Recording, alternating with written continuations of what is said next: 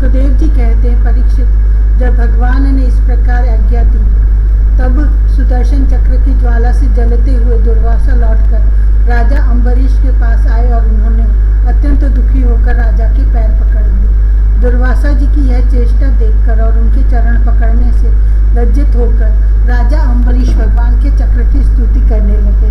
उस समय उनका हृदय दयावश अत्यंत पीड़ित हो रहा था। अम्बरीश ने कहा, प्रभु सुदर्शन, आप अग्नि स्वरूप हैं, आप ही परम समर्थ सूर्य हैं। समस्त नक्षत्र मंडल के अधिपति चंद्रमा भी आपके स्वरूप है। जल, पृथ्वी, आकाश, वायु, पंच तन्मात्रा और संपूर्ण इंद्रियों के रूप में भी आप ही हैं। भगवान के प्यारे हजार दांत वाले चक्रदेव, मैं आपको नमस्कार करता हूँ। समस्त अस्त्र शस्त्रों को नष्ट कर देने वाले एवं पृथ्वी के रक्षक, आप इन ब्राह्मणों की रक्षा कीजिए। आप ही धर्म है, मधुर एवं सत्यवाणी है। आप ही समस्त यज्ञों के अधिपति और स्वयं यज्ञ भी हैं। आप समस्त लोकों के रक्षक एवं सर्वलोक स्वरूप भी हैं। आप परम पुरुष परमात्मा के श्रेष्ठ तेज हैं। सुना, आप समस्त धर्मों की मर्यादा के रक्षक हैं। अधर्म का आचरण करने वाले असुरों को भस्म करने के लिए आप साक्षात अग्नि हैं। आप ही तीनों लोकों के रक्षक एवं विशुद्ध तेजोमय हैं। आपकी गति मन के वेग के समान है और आपके कर्म अद्भुत हैं। मैं आपको नमस्कार करता हूँ, आपकी स्तुति करता हूँ। वेदवाणी के अधीश्वर, आपके धर्ममय तेज से अंधकार का नाश होता है और सूर्य आदि महापुरुषों के प्रकाश की रक्षा होती है। आपकी महिमा का पार पाना अत्यंत कठिन है। ऊंचे नीचे और छोटे बड़े के भेदभाव से युक्त यह समस्त कार्य कारणात्मक संसार आपका ही स्वरूप है। सुदर्शन चक्र, आप पर कोई विजय नहीं प्राप्त कर सकता। जिस समय निरंजन भगवान आपको चलाते हैं और आप दैत्य एवं दानवों की सेना में प्रवेश करते हैं, उस समय युद्ध भूमि में उनकी भुजा, उदर, जंघा, चरण और गर्दन आदि निरंतर काटते हुए आप अत्यंत शोभायमान होते हैं। विश्व के रक्षक, आप रणभूमि में सबका प्रहार सह लेते हैं। आपका कोई कुछ नहीं बिगाड़ सकता। गदाधारी भगवान ने दुष्टों के नाश के लिए ही आपको नियुक्त किया है। आप कृपा करके हमारे कुल के भाग्योदय के लिए दुर्वासा जी का कल्याण कीजिए। हमारे ऊपर यह आपका महान अनुग्रह होगा। यदि मैंने कुछ भी दान किया हो, यज्ञ किया हो अथवा अपने धर्म का पालन किया हो, यदि हमारे वंश के लोग ब्राह्मणों को ही अपना आराध्य देव समझते रहे हों, तो दुर्वासा जी की जलन मिट जाए। भगवान समस्त गुणों के एकमात्र आश्रय है।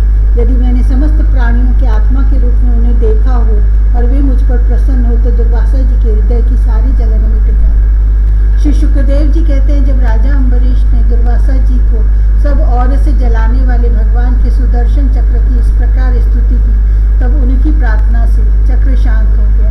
जब दुर्वासा चक्र की आग से मुक्त हो गए और उनका चित्त स्वस्थ हो गया, तब वे राजा अम्बरीश को अनेकानेक उत्तम आशीर्वाद देते हुए उनकी प्रशंसा करने लगे। दुर्वासा जी ने कहा, धन्य है, आज मैंने भगवान के प्रेमी भक्तों का महत्व देखा। राजन, मैंने आपका अपराध किया, फिर भी आप मेरे लिए मंगल कामना ही कर रहे हैं। जिन्होंने भक्त वत्सल भगवान श्री हरि के चरण कमलों को दृढ़ प्रेम भाव से पकड़ लिया है, उन साधु पुरुषों के लिए कौन सा कार्य कठिन है। जिनका हृदय उदार है, वह महात्मा भला किस वस्तु का परित्याग नहीं कर सकते। जिनके मंगलमय नामों के श्रवण मात्र से जीव निर्मल हो जाता है, उन्हीं तीर्थपाद भगवान के चरण कमलों के जो दास हैं, उनके लिए कौन सा कर्तव्य शेष रह जाता है। महाराज अम्बरीश, आपका हृदय करुणा भाव से परिपूर्ण है। आपने मेरे ऊपर महान अनुग्रह किया। अहो, आपने मेरे अपराध को भुलाकर मेरे प्राणों की रक्षा की है। परीक्षित, जब से दुर्वासा जी भागे थे, तब से अब तक राजा अम्बरीश ने भोजन नहीं किया था। वे उनके लौटने की बाट देख रहे थे। अब उन्होंने दुर्वासा जी के चरण पकड़ लिए और उन्हें प्रसन्न करके विधि पूर्वक भोजन कराया। राजा अम्बरीश बड़े आदर से अतिथि के योग्य सब प्रकार की भोजन सामग्री लिए है। दुर्वासा जी भोजन करके तृप्त हो गए। अब उन्होंने आदर से कहा, राजन, अब आप भी भोजन कीजिए। अम्बरीश, आप भगवान के परम प्रेमी भक्त हैं। आपके दर्शन, स्पर्श, बातचीत और मन को भगवान की ओर प्रवृत्त करने वाले आतिथ्य से मैं अत्यंत प्रसन्न और अनुग्रहित हुआ हूँ। स्वर्ग स्वर्ग की देवांगनाएं बार बार आपके इस उज्ज्वल चरित्र का गान करेंगी। यह पृथ्वी भी आपकी परम पुण्यमय कीर्ति का संकीर्तन करती रहेगी। श्री सुखदेव जी कहते हैं, दुर्वासा जी ने बहुत ही संतुष्ट होकर राजा अम्बरीश के गुणों की प्रशंसा की और उसके बाद उनसे अनुमति लेकर आकाश मार्ग से उस ब्रह्मलोक की यात्रा की, जो केवल निष्काम कर्म से ही प्राप्त होता है। परीक्षित, जब सुदर्शन चक्र से भयभीत होकर दुर्वासा जी भगे थे, तब से लेकर उनके लौटने तक 1 वर्ष का समय बीत गया। इतने दिनों तक राजा अम्बरीश उनके दर्शन की आकांक्षा से केवल जल पीकर ही रहे। जब दुर्वासा जी चले गए, तब उनके भोजन से बचे हुए अत्यंत पवित्र अन्न का उन्होंने भोजन किया। अपने कारण दुर्वासा जी का दुख में पड़ना और फिर अपनी ही प्रार्थना से उनका छूटना, इन दोनों बातों को उन्होंने अपने द्वारा होने पर भी भगवान की ही महिमा समझा। राजा अम्बरीश में ऐसे ऐसे अनेकों गुण थे। अपने समस्त कर्मों के द्वारा वे पर ब्रह्म परमात्मा श्री भगवान में भक्ति भाव की अभिवृद्धि करते रहते थे। उस भक्ति के प्रभाव से उन्होंने ब्रह्मलोक तक के समस्त भोगों को नरक के समान समझा। तदंतर राजा अम्बरीश ने अपने ही समान भक्त पुत्रों पर राज्य का भार छोड़ दिया और स्वयं वे वन में चले गए। वहां वे बड़ी धीरता के साथ आत्मस्वरूप भगवान में अपना मन लगाकर गुणों के प्रवाह रूप संसार से मुक्त हो गए। परीक्षित, महाराज अम्बरीश का यह परम पवित्र आख्यान है। जो इसका संकीर्तन और स्मरण करता है, वह भगवान का भक्त हो जाता है। 6वां अध्याय, इक्ष्वाकु के वंश का वर्णन। मानधाता और सौभरी ऋषि की कथा। श्री सुखदेव जी कहते हैं, परीक्षित, अम्बरीश के 3 पुत्र थे, विरूप, केतुमान और शंभु। विरूप से कृषदश्व और उसका पुत्र रथितर हुआ। रथितर संतानहीन था। वंश परंपरा की रक्षा के लिए उसने अंगिरा ऋषि से प्रार्थना की। उन्होंने उसकी पत्नी से ब्रह्म तेज से संपन्न कई पुत्र उत्पन्न किए। यद्यपि ये सब रथितर की भार्या से उत्पन्न हुए थे, इसलिए इनका पुत्र वही होना चाहिए था जो रथितर का था। फिर भी वे अंगिरस ही कहलाए। ये ही रथितर वंशियों के प्रवर कुल में सर्वश्रेष्ठ पुरुष कहलाए, क्योंकि ये क्षत्रोपेत ब्राह्मण थे। क्षत्रिय और ब्राह्मण दोनों गोत्रों से इनका संबंध था। परीक्षित, एक बार मनु जी के छींकने पर उनकी नासिका से इक्ष्वाकु नाम का पुत्र उत्पन्न हुआ। इक्ष्वाकु के 100 पुत्र थे। उनमें सबसे बड़े 3 थे, विकुक्षी, निमि और दंडक। परीक्षित, उनसे छोटे 25 पुत्र आर्यवर्त के पूर्व भाग के और पश्चिम भाग के तथा उपर्युक्त मध्य भाग के अधिपति हुए। शेष 47 दक्षिण आदि अन्य प्रांतों के अधिपति हुए। एक बार राजा इक्ष्वाकु ने अष्टका श्राद्ध के समय अपने बड़े पुत्र को आज्ञा दी, विकुक्षे, शीघ्र ही जाकर श्राद्ध के योग्य पवित्र पशुओं का मांस लाओ। वीर विकुक्षी ने बहुत अच्छा कहकर वन में यात्रा की। वहां उसने श्राद्ध के योग्य बहुत से पशुओं का शिकार किया। वह थक तो गया ही था, भूख भी लगाई थी, इसलिए यह बात भूल गया कि श्राद्ध के लिए मारे हुए पशु को स्वयं न खाना चाहिए। उसने एक खरगोश खा लिया। विकुक्षी ने बचा हुआ मांस लाकर अपने पिता को दिया। इक्ष्वाकु ने अब अपने गुरु से उसे प्रोक्षण करने के लिए कहा। तब गुरुजी ने बताया, यह मांस तो दूषित एवं श्राद्ध के अयोग्य है। परीक्षित, गुरुजी के कहने पर राजा इक्ष्वाकु को अपने पुत्र की करतूत का पता चल गया। उन्होंने शास्त्रीय विधि का उल्लंघन करने वाले पुत्र को क्रोधवश अपने देश से निकाल दिया। तदंतर राजा इक्ष्वाकु ने अपने गुरुदेव वशिष्ठ से ज्ञान विषयक चर्चा की। फिर योग के द्वारा शरीर का परित्याग करके उन्होंने परम पद प्राप्त किया। पिता का देहांत हो जाने पर विकुक्षी अपनी राजधानी में लौट आया और इस पृथ्वी का शासन करने लगा। उसने बड़े बड़े यज्ञों से भगवान की आराधना की और संसार में शशाद के नाम से प्रसिद्ध हुआ। विकुक्षी के पुत्र का नाम था पुरंजय। उसी को कोई इंद्रभा और कोई ककुत्स्थ कहते हैं। जिन कर्मों के कारण उसके ये नाम पड़े थे उन्हें सुनो। सत्ययुग के अंत में देवताओं का दानव के साथ घोर संग्राम हुआ था। उसमें सब के सब देवता मृत्यु से हार गए। तब उन्होंने वीर पुरंजय की सहायता के लिए अपना मित्र बनाया। पुरंजय को सहायता के लिए अपना मित्र बनाया। पुरंजय ने कहा कि यदि यदि देवराज इंद्र मेरे वाहन बने तो मैं युद्ध कर सकता हूँ। पहले तो इंद्र ने अस्वीकार कर दिया, परंतु देवताओं के आराध्य देव सर्वशक्तिमान विश्वात्मा भगवान की बात मानकर पीछे वे एक बड़े भारी बैल बन गए। सर्वांतर्यामी भगवान विष्णु ने अपनी शक्ति से पुरंजय को भर दिया। उन्होंने कवच पहनकर दिव्य धनुष और तीखे बाण ग्रहण किए। इसके बाद बैल पर चढ़ के वे उसकी कबूत डील के पास बैठ गए। जब इस प्रकार वे युद्ध के लिए तत्पर हुए तब देवता उनकी स्तुति करने लगे। देवताओं को साथ लेकर उन्होंने पश्चिम की ओर से दैत्यों का नगर घेर लिया। वीर पुरंजय का दैत्यों के साथ अत्यंत रोमांचकारी घोर संग्राम हुआ। युद्ध में जो दैत्य उनके सामने आए, पुरंजय ने बाणों के द्वारा उन्हें यमराज के हवाले कर दिया। उनके बाणों की वर्षा क्या थी, प्रलय काल की धधकती हुई आग थी। जो भी उसके सामने आता छिन्न भिन्न हो जाता। दैत्यों का साहस जाता रहा। वे रणभूमि छोड़कर अपने अपने घरों में घुस गए। पुरंजय ने उनका नगर, धन और ऐश्वर्य सब कुछ जीतकर इंद्र को दे दिया। इसी से उन राजऋषि को पुर जीतने के कारण पुरंजय इंद्र को वाहन बनाने के कारण इंद्रभा और बैल के कटुत पर बैठने के कारण ककुत कहा जाता है। पुरंजय का पुत्र था अनेना, उसका पुत्र पृथु हुआ। पुत्र के विश्वरंत्री और उसके चंद्र और चंद्र के युवनाश्व के पुत्र हुए शाबस्त, जिन्होंने शाबस्तीपुरी बसाई। शाबस्त के बृहदश और उसके कुवलयाश्व हुए। ये बड़े बली थे। इन्होंने उत्तंक ऋषि को प्रसन्न करने के लिए अपने 21,000 पुत्रों को साथ लेकर धुंधु नामक दैत्य का वध किया। इसी से उनका नाम हुआ धुंधुमान। धुंधु दैत्य के मुख की आग से उनके सब पुत्र जल गए। केवल 3 ही बच रहे थे। परीक्षित, बचे हुए पुत्रों के नाम थे दृढ़ाश्व, कपिलाश्व और भद्राश्व। दृढ़ाश्व से हर्यश्व और उससे निकुंभ का जन्म हुआ। निकुंभ के बरहनाश्व, उसके कृशाश्व, कृशाश्व के सेनजित और सेनजित के युवनाश्व नामक पुत्र हुआ। युवनाश्व संतानहीन था, इसलिए वह बहुत दुखी होकर अपनी 100 स्त्रियों के साथ वन में चला गया। वहाँ ऋषियों ने बड़ी कृपा करके युवनाश्व से पुत्र प्राप्ति के लिए बड़ी एकाग्रता के साथ इंद्र देवता का यज्ञ कराया। एक दिन राजा युवनाश्व को रात्रि के समय बड़ी प्यास लगी। वह यज्ञशाला में गया, किंतु वहाँ देखा कि ऋषि लोग तो सो रहे हैं। तब जल मिलने का और कोई उपाय न देखकर उसने वह मंत्र से अभिमंत्रित जल ही पी लिया।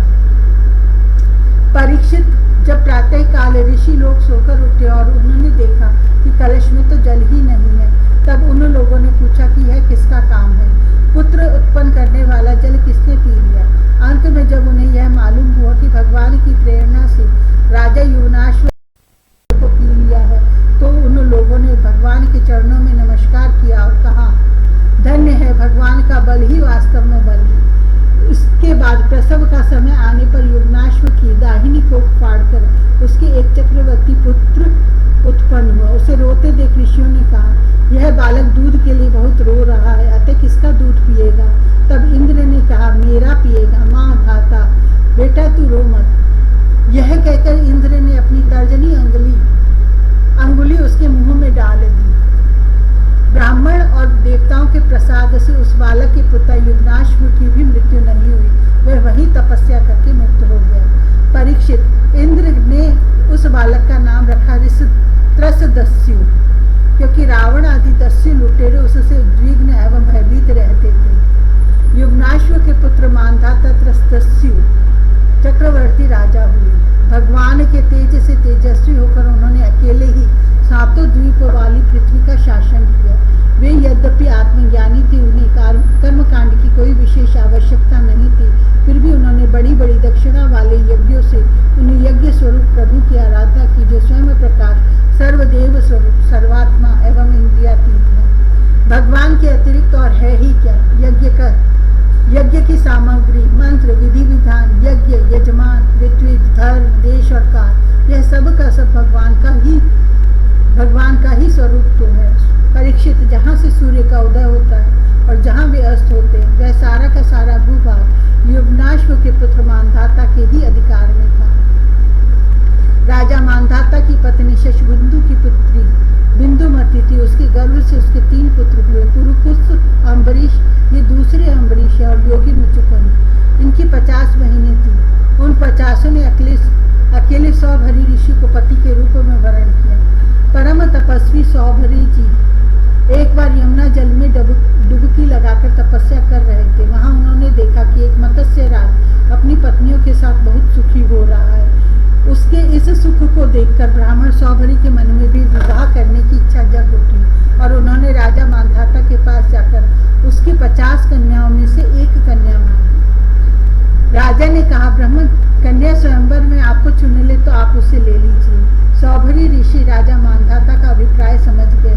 उन्होंने सोचा कि राजा ने इसलिए मुझे ऐसा सूखा जवाब दिया है कि अब मैं बूढ़ा हो गया हूँ, शरीर में झुर्रियाँ पड़ गई हैं, बाल पक गए हैं और सिर कांपने लगा है। अब कोई स्त्री मुझसे प्रेम नहीं कर सकती। अच्छी बात है, मैं अपने को ऐसा सुंदर बनाऊंगा कि राजकन्याएं तो क्या देवांगनाएं भी मेरे लिए लालायित हो जाएंगी। और ऐसा सोचकर समर्थ सौभरी जी ने वैसा ही किया। फिर क्या था, अंतःपुर के रक्षक ने सौभरी मुनि को कन्याओं के सजे सजाए महल में पहुंचा दिया।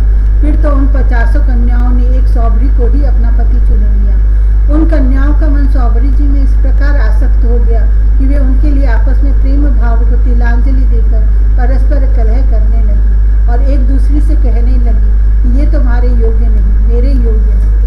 ऋग्वेदी सौभरी ने उन सभी का पाणी ग्रहण कर लिया। वे अपनी अपार तपस्या के प्रभाव से बहुमूल्य सामग्रियों से सुसज्जित, अनेकों उपवनों और निर्मल जल से परिपूर्ण, सरोवरों से युक्त एवं सौगंधित पुष्पों के बगीचों से घिरे महलों में बहुमूल्य शैया, आसन, वस्त्र, आभूषण, स्नान, अनुलेपन, सुस्वादु भोजन और पुष्पमालाओं के साथ अपनी पत्नियों के साथ विहार करने लगी। सुंदर सुंदर वस्त्र आभूषण धारण किए स्त्री पुरुष सर्वदा उनकी सेवा में लगे रहते। कहीं पक्षी चहकते रहते तो कहीं भौरे गुंजार करते रहते और कहीं कहीं बंदीजन उनकी विरदावली का बखान करते रहते। सप्तद्वीपवती पृथ्वी के स्वामी मांधाता सौभरी जी की इस गृहस्थी का सुख देखकर आश्चर्यचकित हो गए। उनका यह गर्व कि मैं सार्वभौम संपत्ति का स्वामी हूँ जाता रहा। इस प्रकार सौभरी जी गृहस्थी के सुख में रम गए और अपनी निरोग इंद्रियों से अनेकों विषयों का सेवन करते रहे। फिर भी जैसे घी की बूंदों से आग तृप्त नहीं होती, वैसे ही उन्हें संतोष नहीं हुआ। ऋग्वेदाचार्य सौभरी जी एक दिन स्वस्थ चित्त से बैठे हुए थे। उस समय उन्होंने देखा कि मत्स्य राज के क्षण भर के संग से मैं किस प्रकार अपनी तपस्या तथा अपना आपा तक खो बैठा। वे सोचने लगे, अरे मैं तो बड़ा तपस्वी था, मैंने भली भांति अपने व्रतों का अनुष्ठान भी किया था, मेरा यह अधपतन तो देखो। मैंने दीर्घ काल से अपने ब्रह्म तेज को अक्षुण्ण रखा था, परंतु जल के भीतर विहार करती हुई एक मछली के संसर्ग से मेरा वह ब्रह्म तेज नष्ट हो गया। अतः जिसे मोक्ष की इच्छा है उस पुरुष को चाहिए कि वो भोगी प्राणियों का संग सर्वथा छोड़ दे और एक क्षण के लिए भी अपनी इंद्रियों को बहिर्मुख न होने दे, अकेला ही रहे और एकांत में अपने चित्त को सर्वशक्तिमान भगवान में ही लगा दे। यदि संग करने की आवश्यकता ही हो तो भगवान के अनन्य प्रेमी निष्ठावान महात्माओं का ही संग करे। मैं पहले एकांत में अकेला ही तपस्या में संलग्न था, फिर जल में मछली का संग होने से विवाह करके 50 हो गया और फिर संतानों के रूप में 5000। विषयों में सत्य बुद्धि होने से माया के गुणों ने मेरी बुद्धि हर ली। अब तो लोक और परलोक के संबंध में मेरा मन इतनी लालसाओं से भर गया है कि मैं किसी तरह उनका पार ही नहीं पाता। इस प्रकार विचार करते हुए वे कुछ दिनों तक तो घर में ही रहे, फिर विरक्त होकर उन्होंने संन्यास ले लिया और वे वन में चले गए। अपने पति को ही सर्वस्व मानने वाली उनकी पत्नियों ने भी उनके साथ ही वन की यात्रा की। वहां जाकर परम संयमी सौभरी जी ने बड़ी घोर तपस्या की, शरीर को सुखा दिया तथा आहवनीय आदि अंगियों के साथ ही अपने आप को परमात्मा में लीन कर लिया। परीक्षित उनकी पत्नियों ने जब अपनी पति सौभरी मुनि की आध्यात्मिक गति देखी, तब जैसे ज्वालाएं शांत अग्नि में लीन हो जाती हैं, वैसे ही वे उनके प्रभाव से सती होकर उन्हीं में लीन हो गई, उन्हीं की गति को प्राप्त हुई।